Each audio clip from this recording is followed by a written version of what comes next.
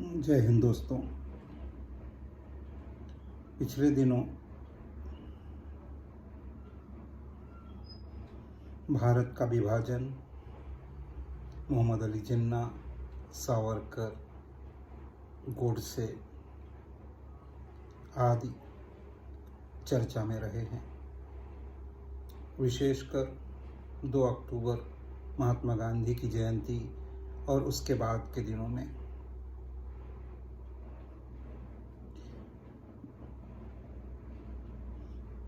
स्वतंत्र हिंदुस्तान अपनी स्वतंत्रता का 75वां वर्ष मना रहा है। गाहे बगाहे और विशेष करके पिछले 6-7 वर्षों में हमने सोशल मीडिया पर और अन्य जगहों पर लगातार यह सुना है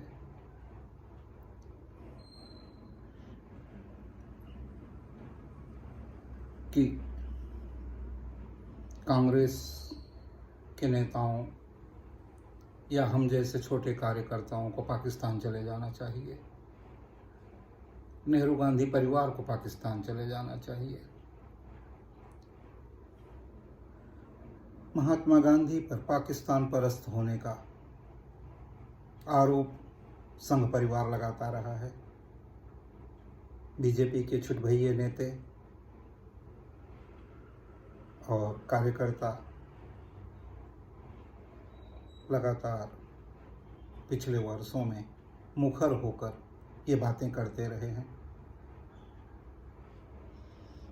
नेहरू गांधी परिवार को लगातार पाकिस्तान भेजने की बात करने वाला, इटली भेजने की बात करने वाला संघ परिवार पिछले 75 वर्षों में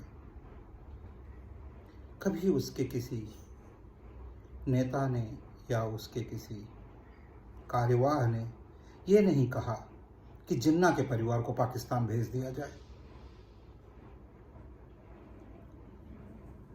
वे नेहरू गांधी परिवार को बर्दाश्त नहीं कर पा रहे हैं, लेकिन जिन्ना का परिवार पाकिस्तान चला जाए ऐसा किसी ने कहा हो, यह मैंने आज तक नहीं सुना।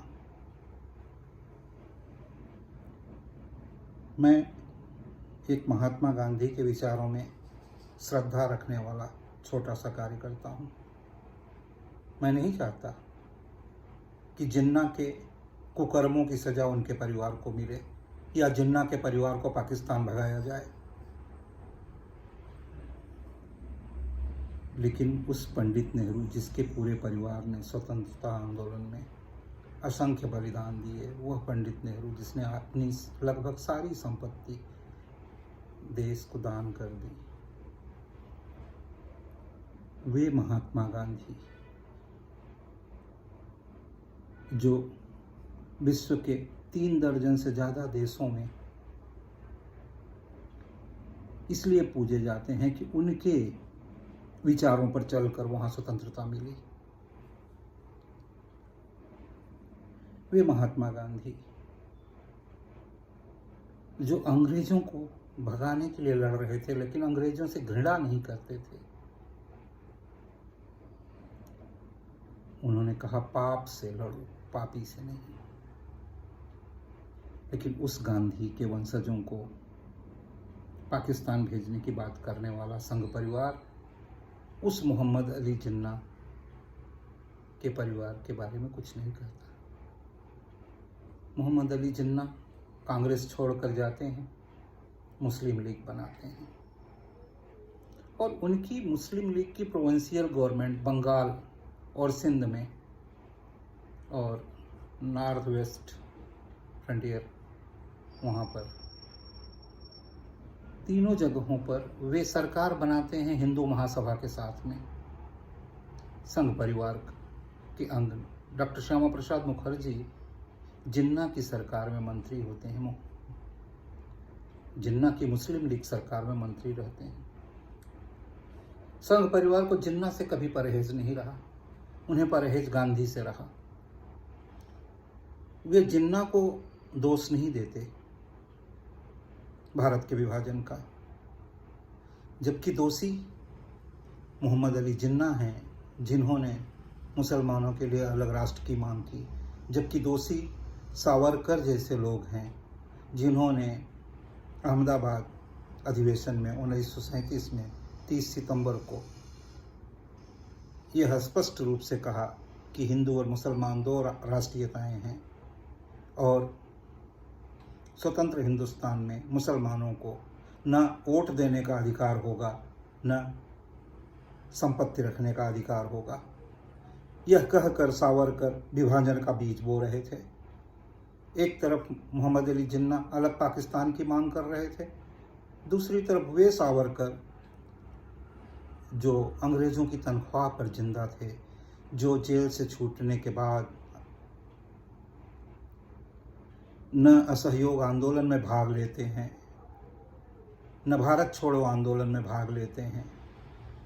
वे विभाजनकारी शक्तियों के साथ थे और इसकी परिणति यह हुई कि भारत का विभाजन हुआ।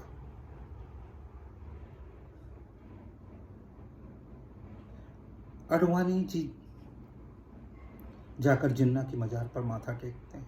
मैंने किसी कांग्रेस के नेता को पाकिस्तान जाकर जिन्ना की मजार पर माथा टेकते नहीं देखा। मोदी जी देश के पहले प्रधानमंत्री हैं जो अपनी ताजपोशी पर, अपने प्रधानमंत्री पद की शपथ पर पाकिस्तान के प्रधानमंत्री नवाज शरीफ को बुलाते हैं। मोदी जी देश के पहले प्रधानमंत्री हैं जो बिना बुलाए नवाज शरीफ की बिरयानी खाने पाकिस्तान पहुंच जाते हैं। संघ परिवार आरोप लगाता है कांग्रेस पर कि उन्होंने विभाजन करवा दिया। विभाजनकारी शक्तियां दूसरों पर आरोप लगा रही हैं। कांग्रेस तो वह शक्ति है, वह पार्टी है जिसने पाकिस्तान को चीर कर दो टुकड़े कर दिए। इंदिरा गांधी ने 1971 की लड़ाई के बाद पाकिस्तान को चीर कर बांग्लादेश बना दिया। ये लोग जो सोशल मीडिया पर नारे देते हैं कि प्यार से मांगोगे तो खीर देंगे, कश्मीर मांगोगे तो चीर देंगे, उनकी भी इस देश में 14-15 वर्ष सत्ता रही है। क्या किया उन्होंने? देश में क्या जोड़ा और पाकिस्तान को कहां से चीरा? स्वतंत्रता के बाद भी 50 के दशक में पंडित नेहरू फ्रांस से छीनकर पांडिचेरी भारत में मिला रहे होते हैं। 1961 में पुर्तगाल से छीनकर गोवा भारत में जोड़ रहे होते हैं। इंदिरा गांधी ने 70 के दशक में सिक्किम को भारत में जोड़ा। 1985-86 में राजीव गांधी ने चीन के बॉर्डर पर अरुणाचल में 3 लाख सेना खड़ी कर दी और टैंक की ब्रिगेड। जनरल सुंदर जी उस समय सेनाध्यक्ष हुआ करते थे और अरुणाचल को भारत का स्वतंत्र राज्य घोषित कर दिया। ये कांग्रेस है जिसने इस देश की सीमाएं बढ़ाई, बनाई, लोगों को जोड़ा। बीजेपी भी सत्ता में रही है, अकेले सत्ता में रही। 6 साल पहले अटल बिहारी वाजपेयी, 8 साल लगभग मोदी जी को होने को आ रहे हैं। जनता पार्टी में भी सहयोगी रही, वीपी सिंह सरकार में भी सहयोगी रही। उसने कितना जोड़ा? मोरारजी भाई की जनता पार्टी की सरकार में, जिसमें अटल जी विदेश मंत्री हुआ करते थे, रा की विशेष विंग को बंद कर दिया गया। आपको सुनकर शायद आश्चर्य होगा कि मोरारजी भाई को पाकिस्तान का सबसे बड़ा सम्मान निशाने पाकिस्तान मिला। आश्चर्य नहीं हो रहा है कि भारतीय प्रधानमंत्री को निशाने पाकिस्तान?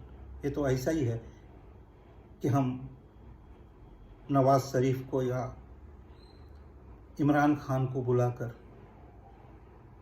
हिंदुस्तान का सबसे बड़ा सम्मान दे दें।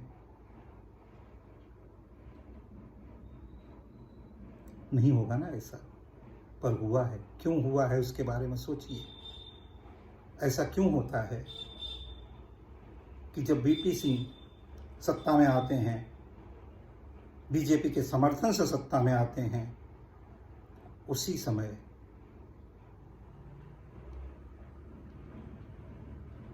उसी समय 89-90 में कश्मीर से 3 लाख हिंदू ब्राह्मण भगा दिए जाते हैं। ऐसा क्यों होता है कि जब अटल जी सत्ता में रहते हैं तो आतंकवादी विमान कांधार ले जाते हैं और अटल जी आतंकवादियों के साथ सैकड़ों करोड़ रुपए भी दहेज में देते हैं। ऐसा क्यों होता है?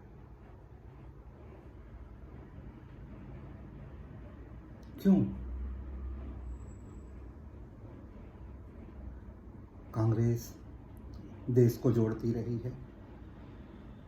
सभी जाति धर्म समाज के लोगों को कांग्रेस ने जोड़ा, परंतु विभाजनकारी शक्तियां धर्म जाति संप्रदाय के नाम पर उन लोगों को तोड़ने में लगी रही। मित्रों, अब तो सुधर जाइए। धर्म मजहब जातियां सब नाम हैं शैतान के। धर्म मजहब जातियां सब नाम हैं शैतान के। आंख के आंसू मोहब्बत काम है इंसान के। चाहे माथे पर तिलक हो या निशान नमाज के, चाहे माथे पर तिलक हो या निशान नमाज के, सब मुहाफिज हैं हमारे अपने हिंदुस्तान के। सब मुहाफिज हैं हमारे अपने हिंदुस्तान के। हिंदू मुस्लिम सिख ईसाई पारसी सारे इस हिंदुस्तान के बीच, इस भारत माँ के बेटे हैं। सब हिंदुस्तान के रक्षक हैं। प्यार करिए, प्यार से लोगों को जोड़िए, नफरत करना बंद करिए, झूठ बोलना बंद करिए, जिन्ना के वंशजों का साथ देना बंद करिए, पाकिस्तान की भाषा बोलना बंद करिए। जय हिंद।